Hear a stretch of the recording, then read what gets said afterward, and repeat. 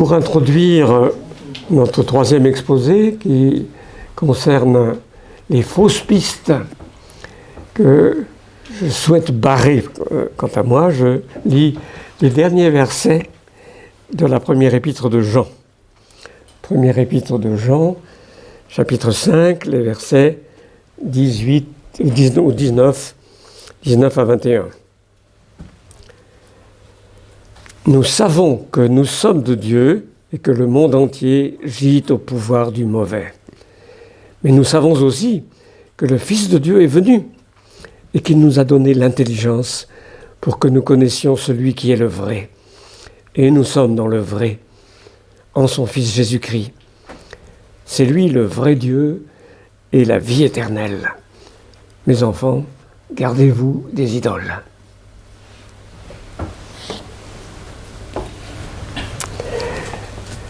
Les propositions que j'ai faites en ce qui concerne les notions clés que l'on manie lorsque l'on traite d'herméneutique ne correspondent pas à des convictions universellement admises. Au contraire, dans les débats qui ont été caractéristiques du XXe siècle, d'assez nombreux intervenants ont proposé des choses qui ne sont pas compatibles avec l'interprétation que je vous ai proposée.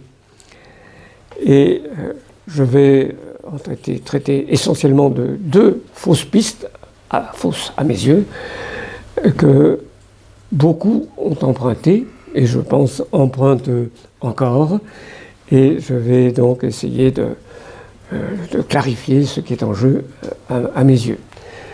Je signale que ces fausses pistes ont des guides qui les indiquent, assez nombreux dans le milieu universitaire non théologien. Elles correspondent à ces théories de la littérature qui ont fleuri en France, mais aussi particulièrement aux États-Unis, aussi en Allemagne. Il s'agit de théories qui ont eu un certain retentissement. Je les connais aussi principalement par le truchement de l'œuvre de Ricoeur, puisque c'est à Ricoeur que j'ai essayé de m'attacher pour suivre ce qu'il proposait dans pas mal d'ouvrages. J'ai lu avec un plaisir immense, vraiment beaucoup de joie, un livre d'un professeur au Collège de France, donc là la reconnaissance est suffisante, d'un professeur au Collège de France dans ce domaine qui, à mon avis, redresse les perspectives de façon admirable. Il s'agit du livre intitulé « Le démon de la théorie » d'Antoine Compagnon. Alors il n'est pas tout récent, hein, mais c'est quand même un livre qui correspond à cette floraison de théories diverses sur la littérature. Je considère que les thèses défendues par Compagnon sont essentiellement saines. Je suis très reconnaissant pour ce que je n'ai jamais rencontré. J'ai entendu l'été dernier, sur les ondes de Radio France, une série qu'il a faite sur Pascal. Les pensées de Pascal, c'était remarquable. Donc, c'est quelqu'un qui n'est pas loin du royaume. Mais je vous signale donc son ouvrage qui démonte les errements des théories de la littérature, avec ce titre « Le démon de la théorie ». Je m'autorise en quelque sorte de cet apport pour dénoncer les fausses pistes, les barrer si je peux, d'autant plus vigoureusement. Alors, d'abord, il s'agit de la fonction du texte biblique.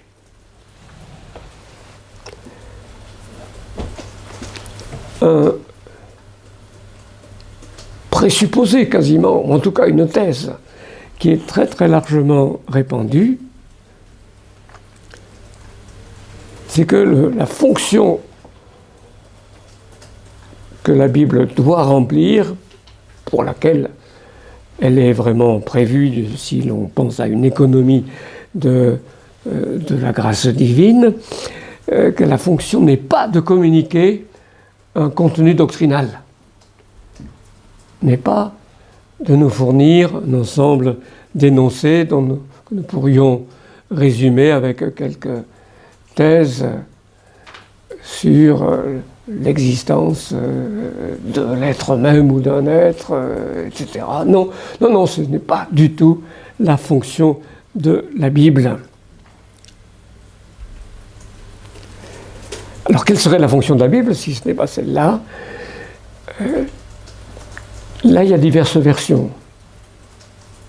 Dans la famille de ceux qui rejettent cette fonction de transmission d'un contenu doctrinal, d'un savoir objectif, si vous préférez, il y a tous ceux qui mettent en avant une libération existentielle sans lien avec un contenu de croyance à adopter, mais comme une propulsion dans la vie, comme une façon de se dégager de tous les carcans des préjugés et des sentiments personnels eux-mêmes. Cette valeur de libération existentielle qui permet à chacun d'être lui-même, voilà ce que la Bible apporterait. Elle me touche, et ce n'est pas que j'y trouve la même chose que mon voisin, mais mon voisin est touché autrement. C'est cet effet vital qui est la véritable fonction de la Bible pour un certain nombre de ceux qui dévalorisent au moins toute idée de transmission d'un savoir objectif sur Dieu, sur son œuvre. Ce qui est important dans la Bible, et voilà, ça se retrouve, je dirais, dans le quotidien de l'évangélisation, du témoignage personnel, c'est que ça m'aide à vivre. Ce qui est important, c'est ça, et non pas les théories dont peuvent discuter les théologiens classiques. Alors, pour un certain nombre, ce n'est pas tellement l'épanouissement individuel, la libération de l'existence propre, mais une dimension plus collective. C'est la libération des opprimés dans le monde. Et là, la grande famille des théologies de la libération peut se situer dans cet axe. La fonction de la Bible, c'est de conscientiser ceux qui sont opprimés, et à l'aide de narrations comme celle de l'Exode, de les motiver à l'action, enfin, au lieu de subir passivement l'oppression. Et la règle de l'interprétation, c'est précisément d'aller dans le sens de cette libération. Les théologies de la libération ont une théorie herméneutique assez clairement énoncée. L'idée d'un sens objectif, il l'attribue à la classe intellectuelle des pays occidentaux riches qui font de la théologie dans leur bibliothèque ou leur cabinet de travail, et tout cela doit être répudié au profit d'un engagement dans la libération. C'est cela qui donne la clé d'une véritable appropriation de la Bible, mais dans la Bible, ce qui est intéressant, c'est ce qui motive à l'action militante, qui est conçue comme allant dans le sens de la justice et de la fraternité entre les humains. C'est là le vrai sens de l'Évangile. Donc nous avons une autre fonction que celle de la transmission d'un contenu doctrinal. Je crois que c'est assez clair dans cela. Vous avez d'autres qui sont beaucoup plus attentifs à des formes d'union plus ou moins euphorique des individus entre eux, qui sont tellement isolés les uns des autres dans les formes modernes tardives de coexistence, de vivre ensemble. Il s'agit d'exalter les pouvoirs de l'imagination, c'est très souvent avec un accent sur la liturgie, sur ce que l'on vit dans le culte, assez peu lié avec un contenu doctrinal. Des symboles. Il s'agit de vibrer grâce à des symboles, de laisser l'imagination nous mettre en rapport avec cet ultime qui autrement échappe à la définition, qui permet de nous retrouver ensemble, de nous unir les uns aux autres. Oui. Et puis vous avez, je pense, une grande tradition qui est souvent liée d'ailleurs, là je pense à l'Église émergente aux États-Unis, qui est très souvent liée à la tradition apophatique de la théologie négative. Finalement, on ne peut rien dire de Dieu sinon ce qu'il n'est pas. Et cette théologie apophatique qui s'achève dans le silence, une contemplation qui est au-delà de tous les mots, de tout langage. Si j'ai lu le texte de la première épître de Jean pour introduire ce moment, c'est parce qu'il me semble qu'il y a dans les versets que nous avons lus une opposition très forte à cette tradition-là. Nous avons reçu l'intelligence, et c'est le mot dianoia, c'est même pas le mot nous, dont certains pourraient l'interpréter de l'intuition intellectuelle suprême dans un éclair supérieur et finalement indicible. Non, c'est la dianoia, l'intelligence discursive. Nous avons reçu la dianoia pour connaître le vrai, le véritable, qui est Jésus-Christ. Et c'est en nous attachant à lui et à cette intelligence qu'il nous donne que nous nous gardons des idoles. Dans le discours commun que je critique, assez facilement, l'affirmation d'une transmission de savoir objectif est assimilée à de l'idolâtrie. Puisqu'il y a quelque chose là de tangible et de concret, un discours au bord bien assuré, alors c'est une idole. Une idole à quoi on s'accroche, parce qu'on cherche une sécurité. Et donc, la théologie négative, apophatique, est représentée comme le remède à l'idolâtrie. Idolâtrie associée facilement à fondamentalisme, etc. Je crois que c'est une très mauvaise analyse de l'idolâtrie. J'étais très frappé autrefois, ça fait longtemps, mais j'avais lu un fascicule sur l'idolâtrie par des spécialistes de religion, et il est très très frappant que le moment négatif appartient à l'idolâtrie. L'idolâtrie, dès qu'elle est quelque peu réfléchie, contient en elle-même à la fois l'affirmation que cette représentation c'est le Dieu, et l'affirmation que ce n'est pas le Dieu, que ce n'est que la représentation de ce Dieu. Ces deux moments appartiennent à l'idolâtrie. Le moment négatif en fait aussi partie. Donc il n'est pas guérison de cette idolâtrie. J'utilise au moins les derniers versets de la première épître de Jean dans ce sens. Donc vous voyez quelle série de fausses pistes je me sens obligé de barrer. La deuxième grande fausse piste, c'est celle qui concerne l'autorisation du sens. Et j'emploie là le mot d'autorisation en me rappelant qu'il y a le mot auteur derrière. C'est peut-être un jeu de mots si on veut, étymologique, mais vous avez donc un discours qui est très présent et qui a été évoqué tout à l'heure, qui dénie à l'auteur le droit de définir le sens.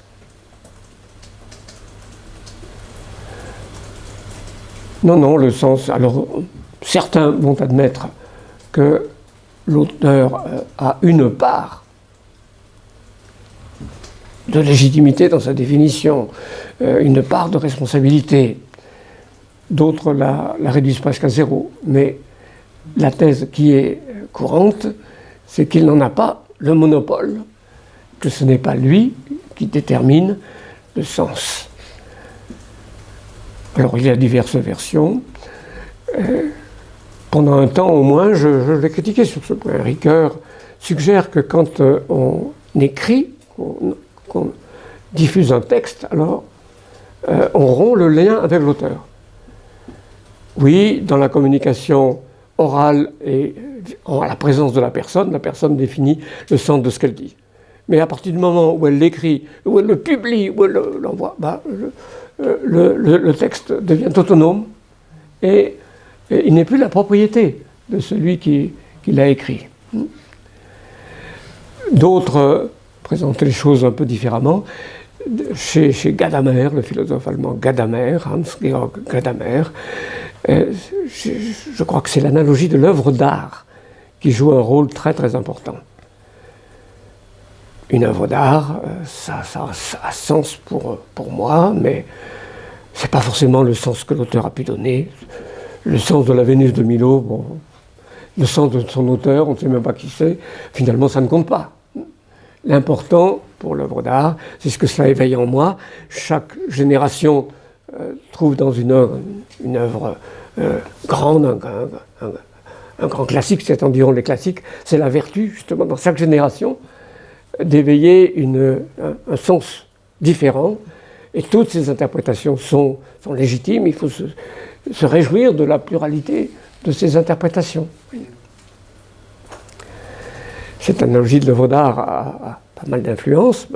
On pourra aussi l'appliquer pas simplement à une statue ou à une œuvre musicale, mais aussi aux grands livres, aux grands romans, qui nourrissent la culture pour notre Occident en tout cas, mais qui sont lus de manière différente d'une génération à l'autre, et c'est très bien.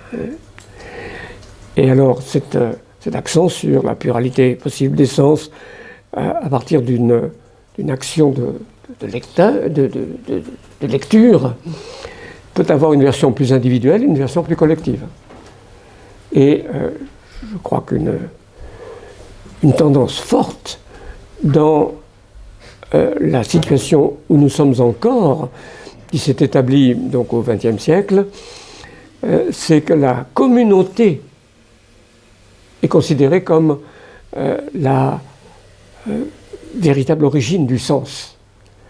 Les communautés se constituent, réalisent leur identité par l'interprétation qu'elles font des textes qu'elles ont choisis. D'ailleurs, il y a d'abord l'opération de choix de texte. Pour caractériser cette identité, elle fait partie des salles d'interprétation, cette opération de choix. Et donc, il y a la lecture catholique romaine ou de telle congrégation catholique romaine, il y a une lecture de luthériens piétistes, une lecture de pentecôtistes, et c'est très bien, toutes ces interprétations, c'est la vie du texte, la vie de l'écriture biblique. Alors, je crois devoir barrer aussi cette ligne qui est adoptée par un grand nombre, affirmer que c'est l'auteur qui détermine le sens, si ce n'est pas son sens, ce n'est pas l'énoncé qui est en cause, qu'il a porté, formulé, ce n'est pas sa parole. C'est une autre parole. On utilise les mêmes mots, le même matériau linguistique, mais on forge une autre parole que celle de l'auteur. On n'est pas en train d'interpréter sa parole. On lui substitue une autre parole qu'on a soi-même composée. Et cette substitution signifie essentiellement qu'on s'arroge le droit de déterminer. Lorsque la parole est d'une autorité,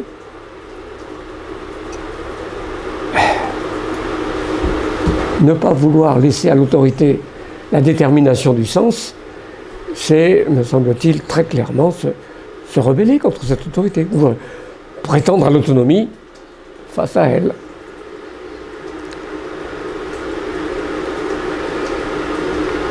On peut présenter d'ailleurs sous d'autres aspects aussi ce lien à la personne qui a parlé, au locuteur en termes linguistiques, auteur s'il s'agit de textes écrits. On peut le présenter sous d'autres angles. Une forme tout à fait fondamentale dans l'écriture, c'est la promesse, la catégorie de la promesse. Que vaut une promesse en dehors du sens que lui a donné celui qui a promis? Dès qu'on pose le problème comme ça, je crois qu'on se rend compte du sophisme qu'il y a dans le discours qui correspond à la deuxième fausse piste. C'est une façon d'effacer l'autorité du Dieu qui a parlé dans l'Écriture, au bout du compte. Et certes, d'assez nombreux théoriciens de la littérature, en dehors de la théologie évangélique, l'ont dit. Après la mort de Dieu, c'est la mort de l'auteur. C'est une expression qui a été couramment employée. Donc, je crois que le sens de cette thèse que je critique est quand même très profondément lié à l'engagement de la foi, il est contraire à l'engagement de la foi. Et en ce qui concerne l'analogie de l'œuvre d'art, qui est particulièrement persuasive, je suggère la réponse suivante. Oui, l'œuvre d'art, en tant qu'œuvre d'art, est susceptible, disons, de réceptions diverses. Est-ce que c'est vraiment une interprétation? Peut-être pas. Ça ne mérite pas d'être appelé interprétation, mais réception, oui. Façon de savourer cette œuvre. Mais c'est en tant qu'œuvre, précisément pas en tant que parole. La parole, oui, elle a un sens déterminé par son auteur. L'œuvre, elle peut être vue de divers côtés, elle peut être appréciée pour tel ou tel aspect, elle peut éveiller telle ou telle fonction imaginative. Oui, d'accord, mais l'écriture est parole. S'il y a des composantes d'œuvres poétiques en particulier, c'est une composante seconde au service de la parole. Donc c'est cela dont il faut prendre conscience, me semble-t-il, pour ne pas s'engager dans la deuxième fausse piste que je dénonce.